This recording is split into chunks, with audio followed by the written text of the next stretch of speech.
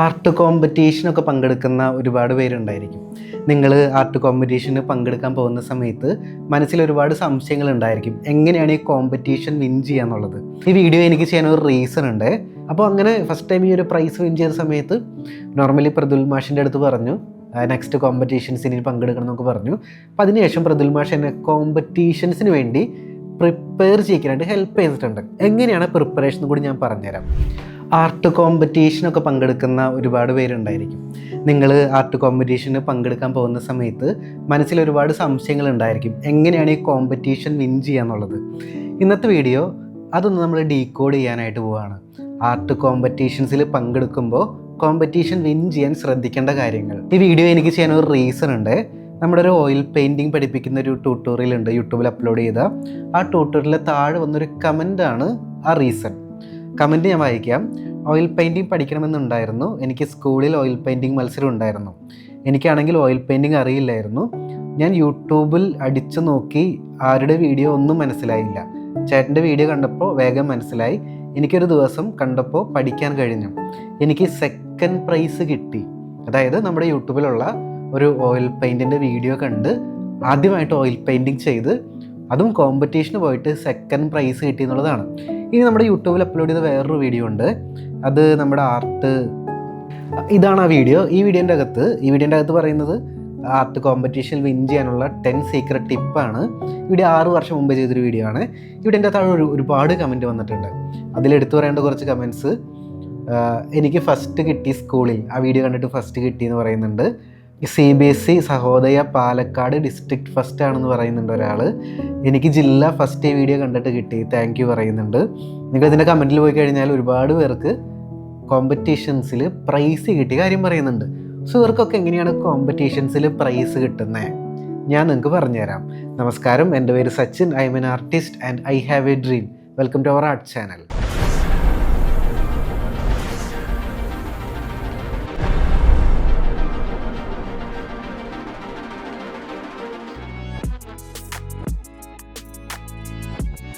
രണ്ടാമത്തെ ഇമ്പോർട്ടൻ്റ് ആയിട്ടുള്ള main reason, ഇവരൊക്കെ നമ്മുടെ ചാനൽ കണ്ട് ആർട്ട് പഠിച്ച സമയത്തെ ഓരോ ചിത്രവും എങ്ങനെ വരയ്ക്കണം, എന്ത് മെത്തേഡ് ഉപയോഗിച്ച് വരയ്ക്കണം എന്ന് ഇവർക്ക് മനസ്സിലായിട്ടുണ്ട്.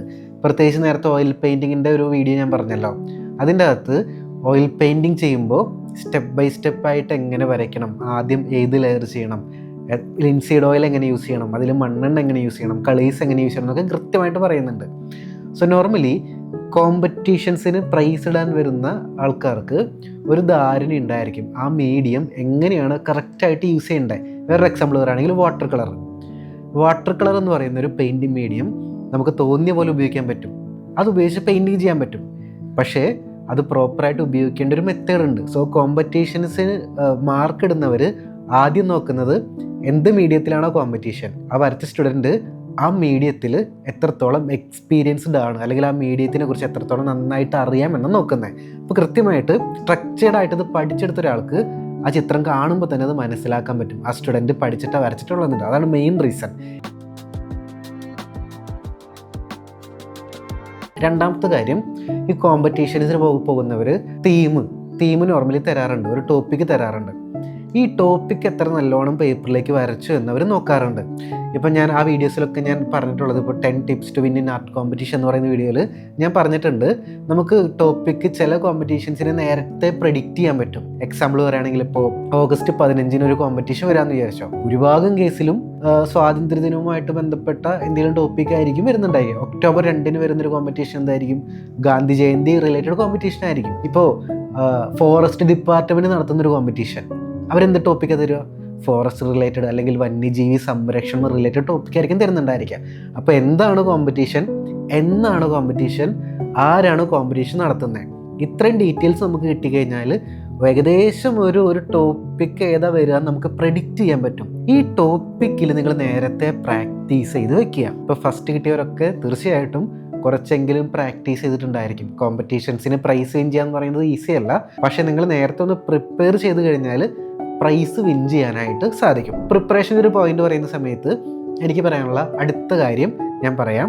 ഞാൻ ചെറുപ്പത്തിലെ 4ാം ക്ലാസ് മുതൽ എൻ്റെ ഗുരുനാഥൻ പ്രതുൽ സാറിൻ്റെ അടുത്തുനിന്ന് ആർട്ട് പഠിക്കാൻ തുടങ്ങിയതാണ്. അപ്പോൾ ആദ്യമൊക്കെ എനിക്ക് തന്നെ അറിയില്ലായിരുന്നു എന്തിനാ ആർട്ട് പഠിക്കുന്നതെന്നൊന്നും. പക്ഷേ 4ാം ക്ലാസ്സിൽ തന്നെ ഞാനൊരു വീടിൻ്റെ അടുത്തൊരു സ്ഥലത്ത് ഒരു ഓണം സെലിബ്രേഷനുമായിട്ട് ബന്ധപ്പെട്ട് ഒരു ആർട്ട് കോമ്പറ്റീഷന് പോയി 4ാം ക്ലാസ്സിൽ പഠിക്കുന്ന സമയത്ത്. അന്ന് എനിക്ക് പ്രോത്സാഹന സമ്മാനം കിട്ടി. അപ്പോൾ ആദ്യമായിട്ട് ഒരു സ്ഥലത്ത് പോയിട്ട് എനിക്കൊരു പ്രൈസ് കിട്ടുന്നത്. ആൻഡ് അന്ന് കിട്ടിയ പ്രൈസ് വേറൊരു ദിവസം വലിയൊരു സ്റ്റേജിൽ വിളിച്ച് വരുത്തിയിട്ട് എനിക്ക് തന്നു. അത് പ്രോത്സാഹന സമ്മാനമാണ്. എന്നിരുന്നാൽ കൂടി വലിയൊരു സ്റ്റേജിൽ വെച്ച് എനിക്ക് തന്നു. അന്നത്തെ പഴയ ഫോട്ടോഗ്രാഫി ഉണ്ടല്ലോ, അതായത് ഫിലിം എടുക്കുന്ന ഫോട്ടോ, അങ്ങനത്തെ ക്യാമറയിൽ ഫോട്ടോ കിട്ടാനായിട്ട് കുറച്ച് ദിവസങ്ങൾ കഴിഞ്ഞു. ഫോട്ടോ കിട്ടി. അപ്പോൾ ഈ ഒരു മൊമെൻ്റ് എൻ്റെ ലൈഫിലോട് കടന്നുപോയ സമയത്ത് എനിക്ക് ഭയങ്കര ഹാപ്പിനെസ് ആയിരുന്നു. ഈ ഒരു കാര്യം, കോമ്പറ്റീഷൻസിന് പോവുക, പ്രൈസ് വിൻ ചെയ്യുക. അപ്പോൾ അങ്ങനെ ഫസ്റ്റ് ടൈം ഈ ഒരു പ്രൈസ് വിൻ ചെയ്ത സമയത്ത് നോർമലി പ്രതുൽ മാഷിൻ്റെ അടുത്ത് പറഞ്ഞു നെക്സ്റ്റ് കോമ്പറ്റീഷൻസിന് പങ്കെടുക്കണം എന്നൊക്കെ പറഞ്ഞു. അപ്പോൾ അതിനുശേഷം പ്രതുൽ മാഷ് എന്നെ കോമ്പറ്റീഷൻസിന് വേണ്ടി പ്രിപ്പയർ ചെയ്യിക്കാനായിട്ട് ഹെൽപ്പ് ചെയ്തിട്ടുണ്ട്. എങ്ങനെയാണ് പ്രിപ്പറേഷൻ കൂടി ഞാൻ പറഞ്ഞുതരാം. മെയിനായിട്ടും നിങ്ങൾ ആർട്ട് കോമ്പറ്റീഷൻസിന് വേണ്ടി പ്രിപ്പയർ ചെയ്യുന്ന സമയത്ത് എത്രയാണ് കോമ്പറ്റീഷൻസിൻ്റെ ഡ്യൂറേഷൻ നോക്കുക. ഇപ്പോൾ നോർമൽ കേസിൽ കൂടുതലും കോമ്പറ്റീഷൻ 2 മണിക്കൂർ അല്ലെങ്കിൽ 1.5 മണിക്കൂറായിരിക്കും. അന്നൊക്കെ 2 മണിക്കൂറായിരുന്നു കോമ്പറ്റീഷൻ.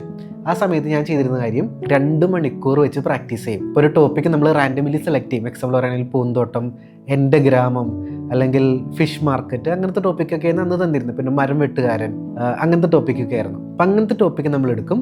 2 മണിക്കൂർ എല്ലാം വയ്ക്കും.